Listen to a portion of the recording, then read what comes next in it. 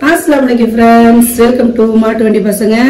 இன்னைக்கு நம்ம சேனல்ல என்னடா சப்பாத்தி சொல்ல போறேன், இதுல என்ன பெரிய ஃபேமஸ்னு நினைக்காதீங்க. சப்பாத்தி எல்லாரும் சொல்ற மாதிரி தான், ஆனா நம்ம அதுக்கு செய்ய போற சைட் டிஷ் தான் இப்போ நம்ம வீடியோ போட போறோம். ஒரு வெஜிடபிள்லாம் இல்லாத நேரத்துல ஆனா ஒரு சூப்பரா ஹோட்டல் ஸ்டைல்ல ஒரு கெட்டி குருமா வாங்க எப்படி செய்யலாம்னு பார்க்கலாம். அவ்வளவுதான். நம்ம நம்மளோட ஒரு பக்கம் சப்பாத்திக்கு தோசைகள் வச்சு ஒரு பக்கம் நம்மளோட குருமாவுக்கு ரெடி பண்ணியாச்சு.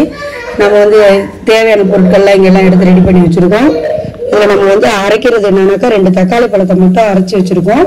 அது கூடவே லாஸ்டா நம்ம போடுறதுக்கு ஒரு அரை மூடி அளவுக்கு தேங்காய், ஒரு 10 முந்திரி பருப்பு, ஒரு அரை டேபிள் ஸ்பூன் சோம்பு, இதையும் நம்ம பேஸ்டா அரைச்சி வச்சிருக்கோம். சூடாயிடுச்சு. நம்ம தேவையான அளவுக்கு எண்ணெய் ஊற்றிக்கலாம். ஒரு நல்லா ஒரு 5-6 டேபிள் ஸ்பூன் ஊற்றிக்கோங்க. எண்ணெய் நல்லா திரிஞ்சு வரும்போது சூப்பரா இருக்கும். எல்லாரும் வைக்கிற அதே மாதிரி குருமா தான். அதுல கொஞ்சம் நம்ம கொஞ்சம் கெட்டியான சூப்பரான ஒரு வெஜ் குருமா மாதிரி வைக்க போறோம். ஆனா வெஜிடபிளே இல்லை, வெஜ் குருமா வித் வெஜிடபிள். தாளிப்புக்கு தேவை 2 பிரியாணி இலை, ஒரு அன்னாசி முட்டை, ஒரு ஏலக்காய், 3 கிராம்பு, ஒரு சின்ன பட்டை, அப்படியே இது நம்ம இதுல சேர்த்துக்க போறோம். சேர்த்தாச்சா? பல்லாரி வெங்காயம் ஒரு 5 வெங்காயம், சின்ன பல்லாரி தான் வெட்டி வச்சிருக்கேன். ஒரு 2 பச்சை மிளகாய் கீரி வச்சிருக்கேன். அதையும் நம்ம இதுல போட்டுடலாம். வெஜிடபிள் போடுறீங்க, இது வெஜிடபிள்ஸே இல்லப்பா. இதுல வெங்காயம் தக்காளி இல்லாத ஒரு பொருள் வீட்டுல எதுவும் செய்ய முடியாதுப்பா. அதெல்லாம் நம்ம எப்பவுமே வதக்கும் போது வெங்காயம் சீக்கிரமா வதக்கணும்னா என்ன போடுவோம்? உப்பு போடுவோம். நீ சொல்லுண்டா என்ன போடுவோம்? எனக்கு தெரியாது மொழி, எனக்கு தெரியாது. பதம் வர அளவுக்கு வதக்கிக்கணும். ரொம்ப ப்ரௌனெல்லாம் ஆகணும்னா, ஆனால் நல்லா எப்பவுமே வெங்காயம்லாம் கொஞ்சம் ஓரளவுக்கு வதக்குனாதான் எந்த டிஷ் செஞ்சாலும் ஒரு சூப்பர் டேஸ்ட் கிடைக்கும். அவசரமா அர்ஜென்டா அரையும் குறைமா செஞ்சாலே சூப்பர் டேஸ்ட் கிடைக்கும். சூப்பர் டேஸ்ட் கிடைக்காது. நீங்க என்ன சொல்றீங்க நண்பர்களே? கமெண்ட் பாக்ஸ்ல சொல்லுங்க. இந்த கமெண்ட் பாக்ஸ், இந்த லைக் பட்டன் இதெல்லாம் யூஸ் பண்ணவே மாட்டேங்கிறீங்க. ஆனா இப்ப கூட பரவாயில்ல, வியூஸ் அதிகமா இருக்கு, வியூஸ் எல்லாம் பாக்குறீங்க. நிறைய புது நண்பர்கள் சப்ஸ்கிரைப் பண்ணிருக்கீங்க. அடுத்த கட்டத்துக்கு எங்களை நீங்க தான் கூப்பிட்டு போறீங்க. அப்படியே அந்த ஒரு லைக் பட்டனையும் போட்டு விட்டா எவ்வளவு மோட்டிவேஷன், பயங்கரமா ஆர்வமா இருக்கிறோம் நாங்க. அப்புறம் அந்த கமெண்ட் பாக்ஸ்லயும் நீங்க எங்களோட நல்ல விஷயங்கள் கெட்ட விஷயங்கள்லாம் சொன்னீங்கன்னா எங்களுக்கு திருத்திக்க கொஞ்சம் நல்லா இருக்கும். ஓகே, ஓரளவுக்கு பாருங்க நல்லா வதங்கிடுச்சு. இந்த டயத்துல நம்ம ஒரு டேபிள் ஸ்பூன் அளவுக்கு இஞ்சி பூண்டு சேர்த்துக்க போறோம்.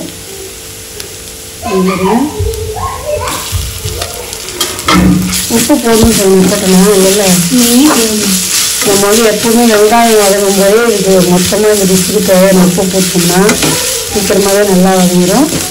இஞ்சி பூண்டோட பச்சை ஸ்மெல், அந்த ரா ஸ்மெல் போகிற அளவுக்கு நம்ம வதக்கிக்கிறோம். இதுக்கு தேவையான அளவு, மொத்த டிஷ்ஷுக்குமே தேவையான அளவு உப்பு நம்ம போட்டோம்னா அப்புறமா நம்ம மறந்துட மாட்டோம். இதுதான் எனக்கு மறந்துடும், அதனால தான் நான் ஃபஸ்ட்லேயே போட்டுடுறேன். இப்போல்லாம் நல்லா ஒரு வாசனை, சூப்பரான ஒரு ஃப்ளேவர் வந்துருச்சு. இப்போ இந்த டைப்ல நாம எடுத்து வச்சிருக்கேன் மசாலா பொருட்கள். மஞ்சள் தூள் 1/4 டேபிள் ஸ்பூன், மிளகாய் தூள் 1 டேபிள் ஸ்பூன், தனியா தூள் 1/2 டேபிள் ஸ்பூன், இது கரம் மசாலா ஸ்பூன், எல்லாமே கரம் மசாலா எடுத்து வச்சிருக்கேன். இது எல்லாமே ஒன்னாவே நம்ம போட்டுடலாம். போட்டு ஒரு லைட்டா ஒரு பரப்பிக்கலாம். இதுதான் மொத்த டிஷ்ஷுக்கே தேவையான மசாலாக்கள். அப்படியே ஒரு பரட்டிட்டு ரொம்பலாம் அதிகமா பிடிக்கும், மிளகாத்தூள் அதிகமா போட்டுக்கோங்க. நிறைய போட்டுக்கோங்க. அது கொஞ்சமா பரட்டினா போதும். அதுக்கப்புறம் நம்ம அரைச்சி 2 தக்காளி அரைச்சி வச்சிருக்கோம், அதை இதுல சேர்த்துருவோம். எப்பவுமே நம்ம கிரேவி இது மாதிரி செய்யும் போது நம்ம தக்காளியை அரைச்சி போடும்போது ஒரு திக்னஸ் சூப்பரா கிடைக்கும் நம்மளுக்கு.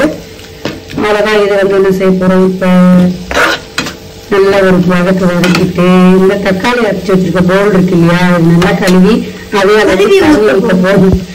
கழுவி ஊற்ற போதும். நல்லா நம்ம அந்த தக்காளி பேக்க அரைச்ச கோப்பையிலேயே அந்த அளவுக்கு தண்ணியை ஊற்றி நல்லா ஒரு கிண்டி இதை மூடி வச்சிட போறோம். இது மூடி வைக்கும் போது என்ன ஆகும்னா, கொதிச்சு எண்ணெய் பிரிஞ்சு மேலே வரும். அதுக்குள்ள நம்ம என்ன பண்ண போறோம்னா, நம்ம தேங்காய் மசாலா வச்சிருந்தோம் இல்லையா, அதை ரெடி பண்ணிக்க போறோம். இதை இப்போ ஒரு மூடி போட்டு மூடிடுவோம்.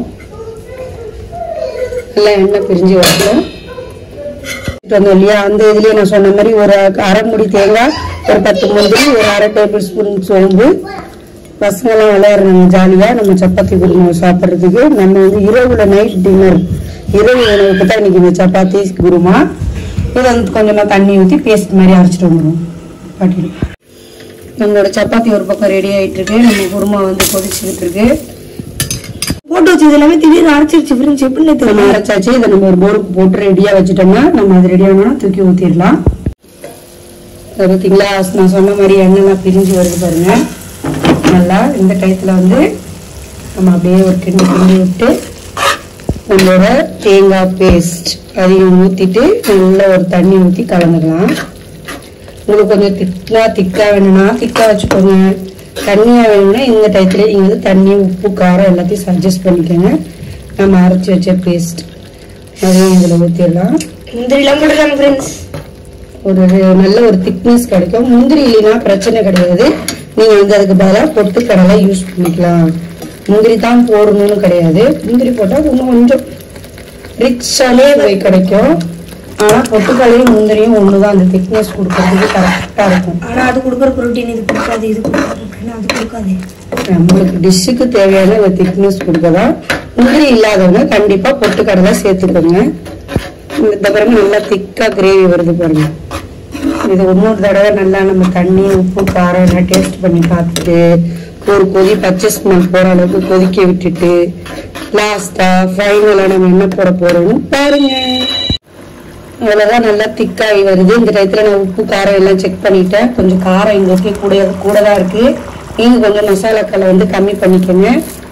ஏன்னா மேல டயத்துல கொஞ்சம் காரமா இருந்தாதான் நல்லா இருக்கும். அப்படியே கொத்தமல்லி மலைச்சாரல் மாரி தூவி விட்டுட்டு இந்த டயத்துல வந்து நம்ம என்ன பண்ண போறோம்னா அந்த கஸ்தூரி மேத்தி சொல்றாங்கல்ல, கஸ்தூரி மேத்தியை வந்து கொஞ்சமா அப்படியே தூவி விட்டுடலாம். சூப்பரா நல்ல ஒரு ரிச்சான சுவை கொடுக்கும். கஸ்தூரி மேத்தியை வந்து தூவி விட்டுக்கிறோம். இது இன்னும் கொஞ்சம் ரிச்சான டேஸ்ட் கொடுக்கும். இருந்தா போடுங்க, இது ஆப்ஷனல் தான். அவ்வளவுதான், நான் சொன்ன மாதிரி நினைப்பாட்டு. கடைசியா வந்து ஒரு டேபிள் ஸ்பூன் நெய் இது போட்டா நம்மளோட காரங்கள் வந்து குறைஞ்சிரும். கசங்களுக்கு சூப்பரா இருக்கும். ஒரு எம்மியான சூப்பரான சப்பாத்திக்கு ஒரு கிரேவி, வெஜ் கிரேவி ரெடி ஆயிடுச்சு. இது நல்லா திக்னஸ் ஆகட்டும். கடைசியா நம்ம சப்பாத்தி கூட எப்படி வச்சு சர்வ் பண்றோம்னு பார்க்கலாம். அவ்வளவுதான் ஃப்ரெண்ட்ஸ். எப்படி எண்ணெய் பிரிஞ்சு எப்படி கதன்னு சூப்பரா வந்திருக்கு பாருங்க. ஒரு 15 நிமிடத்துல நம்ம எல்லா பொருளையும் ரெடி பண்ணிட்டு வந்து தாளிச்சு விட்டோம்னா எரிமலை ஆமா, ஒரு சுவையான சப்பாத்திக்கு ஒரு சால்னா ரெடி ஆயிடுச்சு. சப்பாத்தியும் ரெடி ஆயிடுச்சு. அப்புறம் என்ன ஃப்ரெண்ட்ஸ், சாப்பிட வேண்டியதுதான்.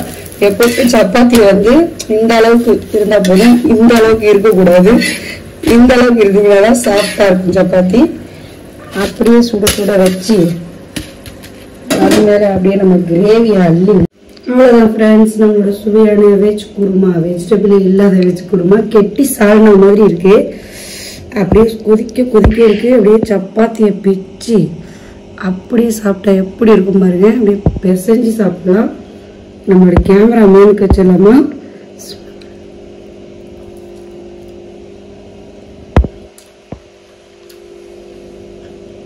சூப்பரா இருக்கு ஃப்ரெண்ட்ஸ். நல்லா இருக்கு. மறக்காம நீங்களும் உங்க வீட்டில் ட்ரை பண்ணுங்க. நம்ம பையனுக்கு வச்சு பார்ப்போம். கொடுங்க.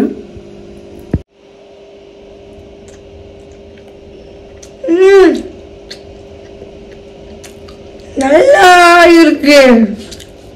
சூப்பரா இருக்கு. சொல்லு. சூப்பரா இருக்கு ஃப்ரெண்ட்ஸ். அல்ஹம்துலில்லாஹ். இது மேலும் வீடியோ பார்க்கறதுக்கு அவ்வளவுதான் ஃப்ரெண்ட்ஸ், முடிஞ்சிச்சு. அப்புறம் நம்ம இனிமேல் உங்க பசங்க வைக்க மாட்டாங்க, சாப்பாடு கொடுத்துருவோம். மறக்காம மாட்டு வண்டி பசங்க சேனலை லைக் பண்ணுங்க, ஷேர் பண்ணுங்க, கமெண்ட் பண்ணுங்க, சப்ஸ்கிரைப் பண்ணுங்க. கண்டிப்பா லைக் பண்ணுங்க நண்பர்களே.